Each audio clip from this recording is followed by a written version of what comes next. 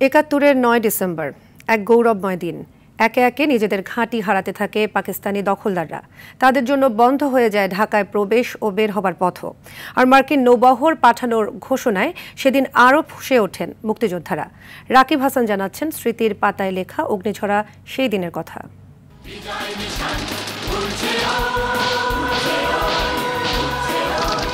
একটি স্বাধীন ভূখণ্ডের পথে তখন মুক্তিকামী বাঙালি, হাতে অস্ত্র, চোখে দীপ্ত স্বপ্ন আর বুক ভরা সাহস। দীর্ঘ ৯ মাস নিরীহ বাঙালিদের ওপর নির্যাতনের পর ৯ ডিসেম্বর যখন চারিদিকে শুধু হানাদারদের পতনের খবর, তখন মুক্তিযোদ্ধাদের মনোবল ভাঙতে পাকিস্তানের পক্ষে মার্কিন ৭ম নৌবহর বঙ্গোপসাগরের দিকে রওনার আদেশ দেন যুক্তরাষ্ট্রের প্রেসিডেন্ট নিক্সন। ফল হয় বিপরীত।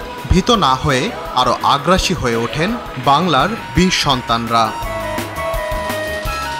এই দিনে মুক্ত হয় নাটোর, দিনাজপুর, লালমনিরহাট, পঞ্চগড় সহ উত্তরাঞ্চলের বিস্তীর্ণ এলাকা।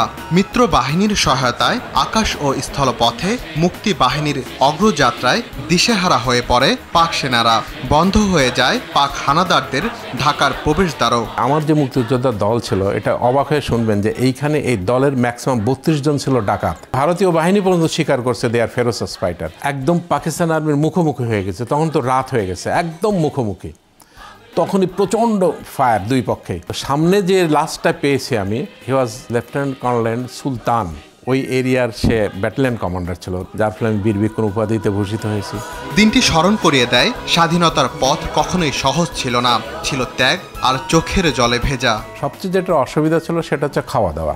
আমাদের যে রেশনটা আসতো, এই পুরনো আপনার মাসকালের ডাল, ভাত, গন্ধ, আর কোনো সময় সাধারণ মরিচ ভর্তা দিয়ে আমরা খাইছি। এইভাবেই দিনগুলো কাটছে। একতাবদ্ধ জাতি কখনো পরাজিত হয় না। স্বার্থান্বেষী মহল থেকে বারবার দেশকে রক্ষা করেছে তরুণরা। যে আদর্শ নিয়ে আমরা মুক্তিযুদ্ধ করেছিলাম, এটাই স্বার্থান্বেষী মহলরা চুরি করে রাজনীতির হাটে বাজারে বিক্রি করেছে। মুক্তিযুদ্ধ ২৪শে অগাস্টে এসে এই তারুণ্য আবার সেই সাবজুগেট থেকে বাঁচিয়ে দিয়েছে। যেমন আমরা ৭১-এ দেশ স্বাধীন করে একটা লাল সূর্য পতাকা আপনাদের দিয়েছিলাম। ১৯৭১ সালের প্রতিটি দিনই ছিল রক্তঝরা এক একটি ইতিহাস। ৯ ডিসেম্বর ছিল স্বাধীনতার প্রান্তে পৌঁছানোর এক শক্তিশালী ধাপ। রাকিব হাসান, RTV, ঢাকা।